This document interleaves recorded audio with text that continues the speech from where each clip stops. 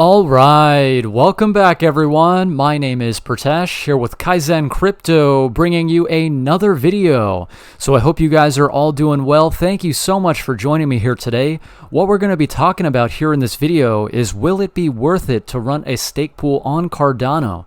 So recently IOHK came out with an announcement stating that starting on June 9th, everyone will be able to participate in the public Haskell testnet. So if you are currently running on the friends and family Haskell testnet, now this is available to everyone. So for all stake pool operators, you can now start using the Haskell client, as well as newcomers. If you're interested in starting your own stake pool, you will now be able to do so starting out on the Haskell testnet. So one main question that I get from many viewers of the channel is, will it actually be worth it to run your own stake pool? So a lot of things come into factor here when it comes to deciding this for yourself. In this video, I intend on showing you a few of my thoughts regarding, will it actually make sense to run a stake pool on Cardano? So let's go ahead and jump right in. So first and foremost, what exactly is a stake pool? Now, after Shelley is launched on the mainnet, Cardano is going to be a truly decentralized blockchain. The validators on the network are called stake pools. These stake pools are responsible for being online and validating the transactions as they happen in real time. So, what are some of the requirements to operating a stake pool? In this instance, what we're looking at here is that a stake pool will have to remain online, running the software to maintain the protocol 24/7. A basic understanding of command line interface and DevOps skills is a big help. It really does help if you do have some type of programming background, if you are a little bit more technologically advanced. If you can work your way around a command line, you will find that the experience to operate a stake pool is that much easier. As far as the hardware to get something like this built, it doesn't require a whole lot of computational power. Some of the system specs that are required are at least 4 gigabytes of RAM. You would need a good network connection with about 1 gigabyte of bandwidth per hour. So depending on where you live in the world, the reliability of your internet connection is definitely a determining factor. You will also need a public IP4 address, and with the processor, we can see that the processing speed is not a significant factor. So if you can get those basic system requirements down, I think you can get a stake pool running no problem. Now, a lot of people are also asking about pledge. So stake pool pledge, what is that essentially? So a pledge is actually a feature of the protocol that is used to prevent Sybil attack. What a Sybil attack means is, let's say for somebody on the network, if there were a bad actor involved and if they had malicious intentions on the Cardano blockchain, essentially what they could do is formulate hundreds or thousands of their own stake pools, and they could gain control over 51% of the network. This is essentially called a Sybil attack. So a pledge is used to disincentivize somebody for being able to create hundreds or thousands of stake pools. Now, with the stake pool pledge, there is no minimum or no maximum. If the pledge amount is changed, however, the stake pool will not receive any rewards for one epoch. So with this being the case, choosing a pledge amount is very subjective. It is completely up to the stake pool operator. However, one thing to keep in mind is that the pledge amount that you put up for your stake pool is going to affect something called the desirability for your pool, meaning that the people who are choosing to delegate will look at the pledge and see how incentivized you are for running the pool within the best interests of the protocol. Next, I wanted to take a look at delegating versus running a stake pool. So here we've got listed some of the features and benefits of either or. So now let's go ahead and start with delegating. When you delegate your Cardano or when you delegate your ADA to a stake pool, it doesn't require any additional hardware to earn passive rewards. So you don't have to worry about purchasing a separate computer, having your own server, or even any cloud-based services. Essentially, you're able to delegate to a stake pool, and that's it. You're able to start earning passive income. Next is going to be that for delegating, you don't require any additional technical knowledge. So if you're interested in delegating ADA to earn passive rewards, but you don't necessarily have the know-how to run a stake pool, you can still earn passive income without having that knowledge. You would just need to delegate to a stake pool. Now, with delegating, your funds are always available to use within your wallet, so you're never going to be sending your ADA to that stake pool. You're simply delegating within the user interface of the wallet. If you do ever encounter somebody who says that in order to earn passive income, you need to send ADA to this address, beware, there are going to be plenty of scams when we see Shelley. I'm sure of it because there are a lot of people who haven't taken the time to become informed. So I want to make sure that you all are on top of the game and that you are able to make the best decisions for yourself. Now, lastly, rewards depend on the performance of the stake pool. If the stake pool is maintaining a significant uptime, and if they're consistently minting blocks every epoch, you're going to find that the rewards are very favorable. So guys, before we do continue, I would just like to say, if you're enjoying this content here today, please be sure to drop a like for me. If you guys are new to the channel, and if you haven't already, be sure to hit that subscribe button. I want to keep you guys up to date with Cardano content that's relevant to earning passive income, operating a stake pool, decentralization, smart contracts. All of that is going to be here at Kaizen Crypto, so you definitely want to stay tuned. Moving on, let's go ahead and take a look at running a stake pool. So now with that, there is a basic requirement for hardware, and you need to be at least somewhat proficient with technical skills. So like we were stating earlier, having a basic understanding of a command line interface as well as some basic DevOps skills is definitely going to be helpful to you. Next is going to be the upfront monetary investment in the form of pledge.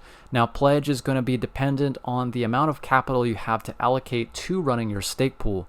So it does depend on each individual stake pool operator, but that's something to keep in mind when it comes to operating this as a business. Next will be that rewards depend on the amount of delegated stake and the pool performance. So you need to maintain a significant uptime as well as the amount of stake that is being delegated to your stake pool. That will all affect the rewards that you will earn as a stake pool operator. You would also need to consider the business expenses and factor that into the rewards earned from the stake pool. So things like if you do have a website, or let's say you have operational costs such as electricity or hardware. This is all something that you need to consider if you're running the stake pool as a business. Next, also keep in mind that with technology, we see as the advancement goes through over time, we'll see that infrastructure needs to be updated over time. So now depending on the hardware that you're using, whether or not it's older or newer hardware, will depend on how frequently you have to update your infrastructure. So those are some of the key things to consider in the terms of differences between delegating and running a stake pool. Let's go ahead now and take a look at the Shelley Incentivized Testnet staking calculator. We're going to go through some numbers here and figure out, does it really make sense to run your own stake pool? So we are taking a look at the Shelley Incentivized Testnet Rewards Staking Calculator. Now this is going to be available down in the description. If you do want to check this out, I highly recommend it. This will allow you to gain a better understanding of what type of rewards you can anticipate when we see Shelley on mainnet. So what we're looking at here, we can see we have a couple of options. We can choose to either delegate our stake to a stake pool, or we can run our own stake pool. Now we can enter in an amount of ADA that we would choose, as well as see the equivalent in whatever respective currency that you have. And then underneath that, we can see the delegation rewards paid out in the daily, monthly, and yearly time periods. So for the sake of this video, let's make things very simple. I'm going to use nice round numbers for demonstration purposes. Now, this is all subjective. You want to make sure that you're doing your own due diligence when it comes to figuring out if you should decide to delegate or run your own stake pool. For the purposes of this video, let's choose the 100,000 ADA amount. I think that's a nice even number to work with. So with 100,000 ADA, as we can see down below, on a daily basis, we will be approximately earning 28 ADA. Every month we can anticipate 842, and every year approximately 10,250 ADA. Now this is going to vary, especially as we move over to mainnet. However, this is just to show you a representation of what you might be able to expect in terms of rewards. So now that we've seen what we can expect with delegating our stake to a stake pool, let's take a look to see how that might differ from running our own stake pool. So if we choose this option here, we have the ability of seeing what we can expect to earn if we do decide to run our own stake pool. So now for the sake of this video, consider that the pledge amount will have to be whatever money you put in as an investment. So like we were using before, let's choose that 100,000 ADA amount, and we could theoretically consider this to be our pledge amount for our own stake pool. Now, the stake pool fixed fee is going to be a fixed fee in terms of ADA. I know it shows dollars here in this calculator, but consider everything that we're talking about here in terms of ADA. So now this will be determined on the mainnet by the stake pool operators. However, for the sake of this video, let's say that it's 0.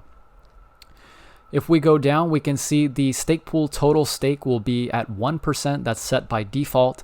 I think that 1% is a pretty fair number. In fact, I was saying in a previous video, if you haven't already checked out how to choose the best stake pool for you, go ahead and check that out. I will leave a link to that here at the top right. For all the stake pools that we've seen currently on the incentivized testnet, once they've reached 1% of the available total supply of ADA for staking, they become to a point where they are saturated. So for this particular instance, I want to choose an amount that's less than 1%. Let's say on a conservative basis, we are at 0.5% of the total available supply for staking. Now, as far as the rewards percentage for stake pool operators, again, this is going to be set by each individual stake pool operator. I think that 10% is a pretty reasonable fee, especially as we go over to the mainnet. We're going to have real ADA being earned as passive income. I'm going to be very conservative with this. I want to make sure that I give you guys the most realistic numbers possible. Let's go ahead and lower that down to 5%. The reason I did that is because you're considering the fees, either the fixed fee and the percentage fee, along with the stake pool pledge in order to find the most desirable stake pool. And those topics are going to be discussed more in further detail in future videos. But what we're looking at here, let's go ahead and choose a 5% as the stake pool operator rewards percentage. Now, what we can see here, we chose 0 ADA as our running cost, so very conservative amount here. Now, the stake pool operation reward, so now this is going to be the money that you're bringing in for having the stake pool with those certain parameters. And what we can see here is that on a daily basis, in terms of ADA, you're bringing in over 850 ADA. And on a yearly basis, you're bringing in over 300,000. So an incredible return if you're looking at this from a long-term time perspective. Now, from delegating your own ADA, so you had 100,000 ADA to your own stake pool in the form of pledge, what we're looking at as far as your returns would be 29 ADA for delegating every day. And then on a monthly basis, you're looking at about 896. And on a yearly basis is about 10,900. So if we look at the delegation rewards and compare that with that of delegating that same amount of ADA, in this case 100,000 to a stake pool, you're going to be earning more or less the same amount, whether it's delegated to your own stake pool or whether it's delegated to another stake pool. Your anticipated returns are going to be very similar. What's going to differ is whether or not you're actually participating in maintaining the network. In this case, we can see the stake pool operation rewards with a 0 fixed fee ADA and a 5% margin fee at 5% in terms of the total available supply to be staked, delegated to your stake pool. You are bringing in approximately 850 ADA per day. This is an incredible amount of ADA to be earning. I think that considering the price point of Cardano where it is right now, currently at 8 cents, this doesn't seem like a whole lot of money. But when we see the price of ADA appreciate in value because of the utility being brought to the network, I think we're going to see stake pool operators find a significant incentive in operating in the best interests of the entire blockchain network. So I hope you guys did gain a better understanding of what you might be able to anticipate in terms of rewards for operating your own stake pool. Hopefully this has been of value to you. If you did enjoy it, please be sure to drop a like for me on your way out. And if you haven't already, be sure to hit that subscribe button. If you have any questions or comments about anything that we've talked about here today, be sure to let me know down in the comment section below. Anyway, guys, thank you all so much for watching. I really do hope you enjoyed it, and I will see you guys in the next video. Take care.